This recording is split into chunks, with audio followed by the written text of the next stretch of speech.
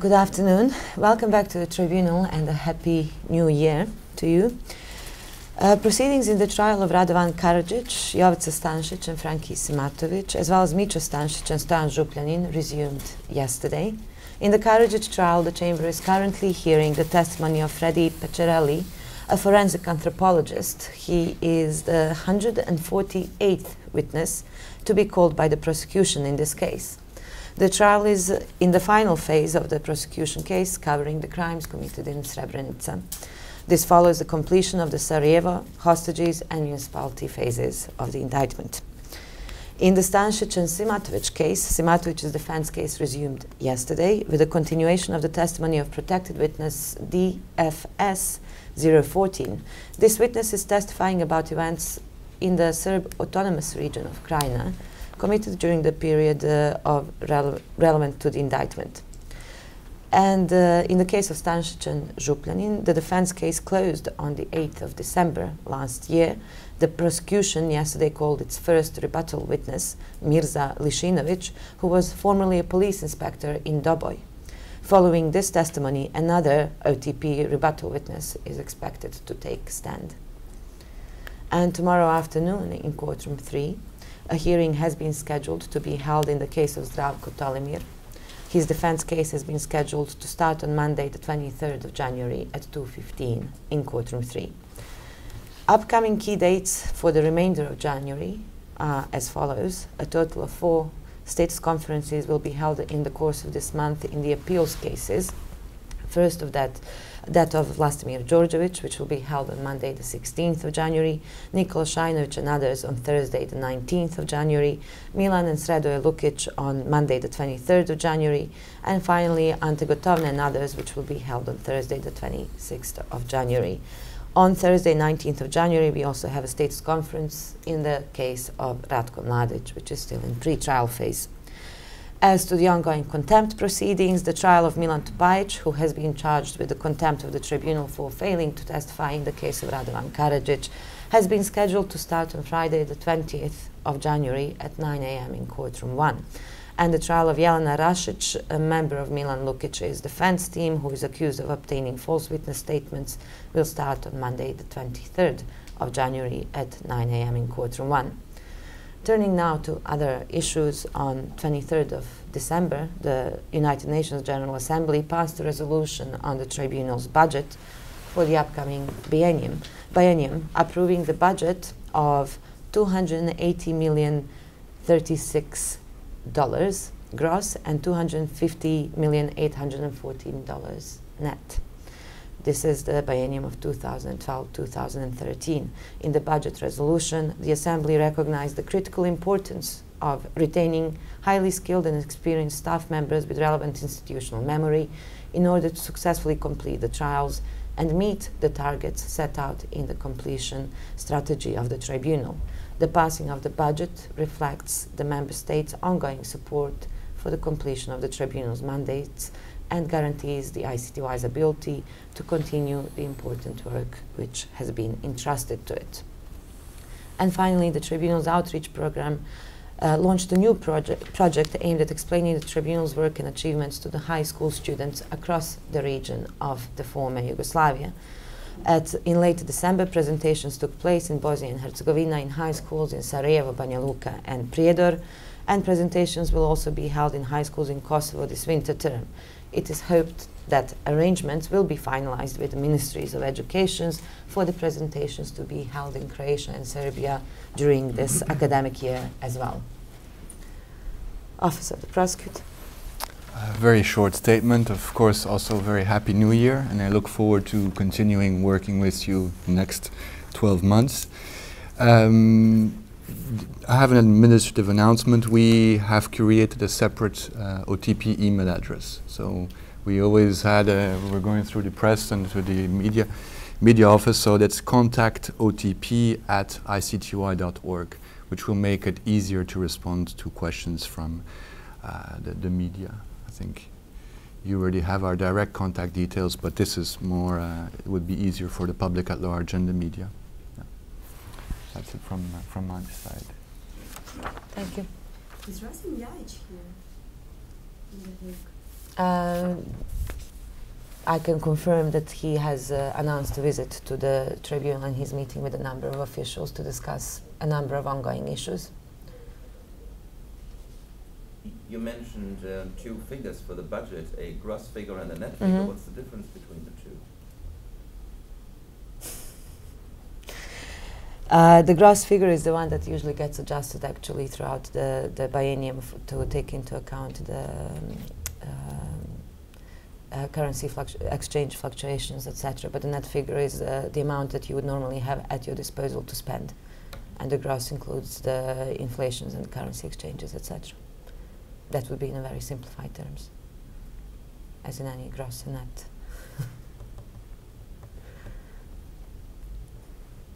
Any other questions? Yes, AFP. When is Vojislav Šešelj expected back at the UNDU detention unit? Well, as you may have seen in the statement that the tribunal issued a couple of days ago, I did in an indirect way confirm that he is not currently in the detention unit of the ICTY. However, I have also mentioned that once the accused people have been taken out of the detention unit, their security and safety is in the hands of the Dutch authorities, and it is their rules and the protocol that forbids disclosure of either the place or of their current incarceration, or where they are currently held, or the time of their movement. So at this moment I cannot tell you when Šešelj will be back in the detention unit. I can confirm that he's still receiving treatment, and he's still receiving the best possible care that can be afforded in the Dutch health system. I can also reiterate, bearing in mind some statements made yesterday afternoon in Belgrade, that Šešelj's health is stable, his life is not in danger, and his condition is not life-threatening, according to the information we are receiving on a daily basis from the medical personnel treating him, and therefore I am able to refute the claims of alleged clinical death of the accused. I can also address the claims of the tribunal keeping the family in the dark, which were repeated again yesterday afternoon. These claims are absolutely inaccurate and false, because the tribunal has been keeping the family, as well as certain representatives of his legal team, appraised of the situation throughout the weekend when Šešelj was hospitalized, and has mediated between the family and the Dutch authorities, who control access to the accused at the moment, for him to be able to speak on the telephone with his wife as his immediate next of kin, and has also facilitated a visit to the hospital by his wife, which has taken place already and will be repeated during the course of her stay here. So, Norma, you can confirm that he is being treated in a Dutch hospital at this point in time? Yes. It has been suggested by Šešelj's associates that he has been almost clinically deaf. Is it the tribunal's position that Šešelj is not in a life-threatening situation now, or is the tribunal saying that he has never been in a life-threatening situation in the past days and weeks? It depends how far you want to go back. But what I cannot really go into much more detail, because it would require me to disclose details of his current medical situation.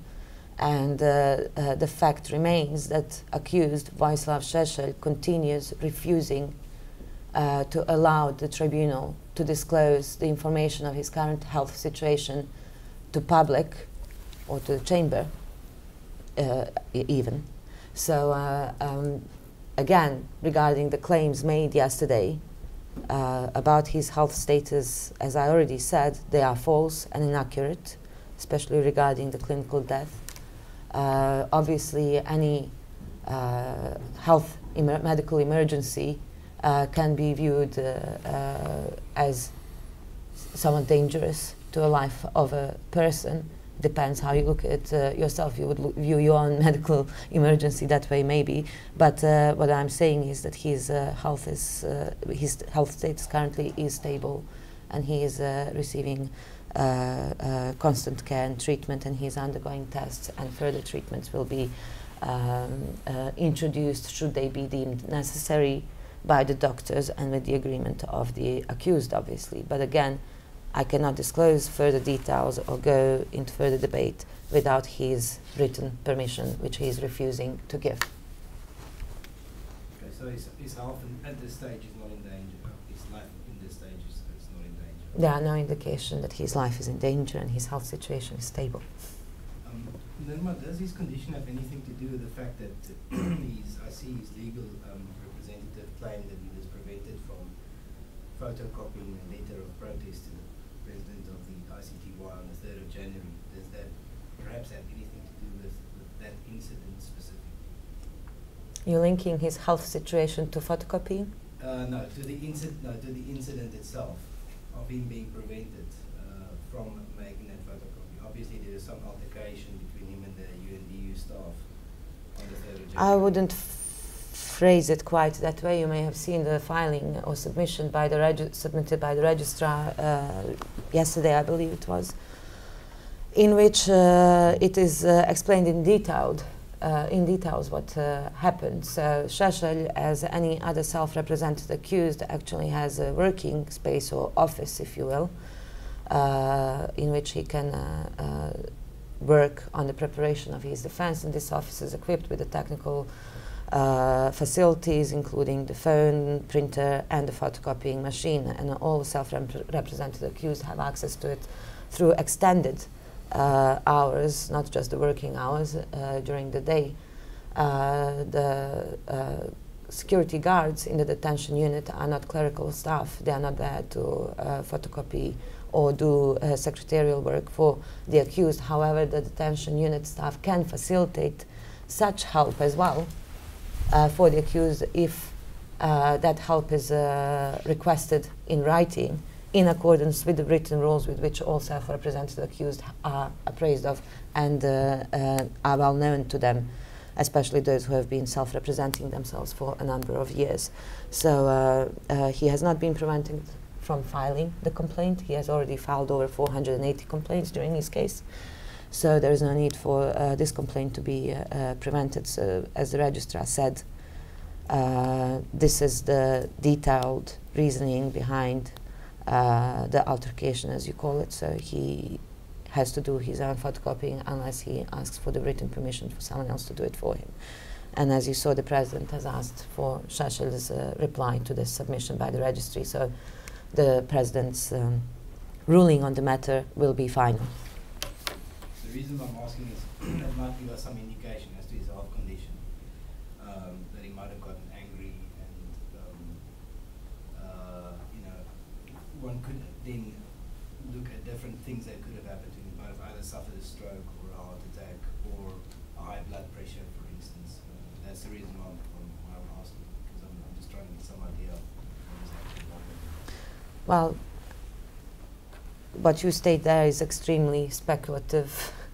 I would actually speculative would be even too soft a word to explain it, so I cannot even comment on that. Regarding Sheshel's health status, you may want to go through some of the public statements and medical findings read out in the administrative hearings in front of the trial chamber bench of judges in the last year or two, in which his ongoing health problems are discussed, as well as the number of years in which he has been suffering of certain conditions. But with regards to why he is hospitalized now, again, I cannot bring that in connection, but I would not definitely bring it in connection with the photocopying incident.